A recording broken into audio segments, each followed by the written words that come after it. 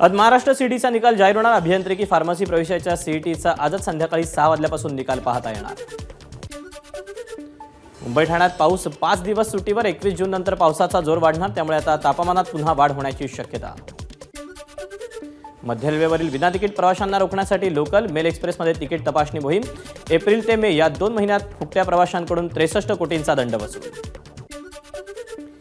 यंदा पावसाळ्यात राज्यातील 463 गावांवर दरडी कोसळण्याचा धोका। रायगड, रत्नागिरी, पुणे आणि कोल्हापूर जिल्ह्यातील अनेक गावांवर दरडींचं संकट। सुट्यांच्या काळात विशेष रेल्वे गाड्यांमुळे रेल्वेच्या तिजोरीत भर। 2 महिन्यात 22 कोटींचा महसूल। 400 पार नंतर भारत हिंदू राष्ट्र झालं असतं।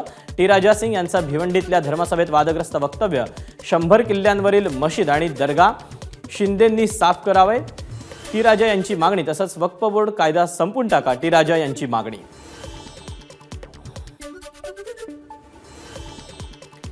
टी राजांचा अभ्यास कमी। 400 काय 500 पार गेला तरी हिंदू राष्ट्र काय किंवा मुस्लिम राष्ट्र होऊ शकणार नाही, आमदार अमोल मिटकरींचा दावा। तर बाबासाहेबांनी लिहिलेल्या संविधानानुसार देश चालत असल्यानं भारत राष्ट्रात राहणार, मिटकरींचं विधान।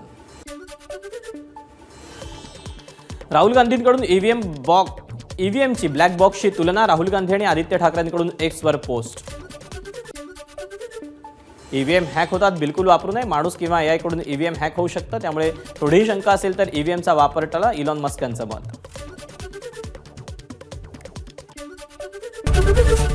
एबीपी माझा, उघडा डोळे बघा नीट।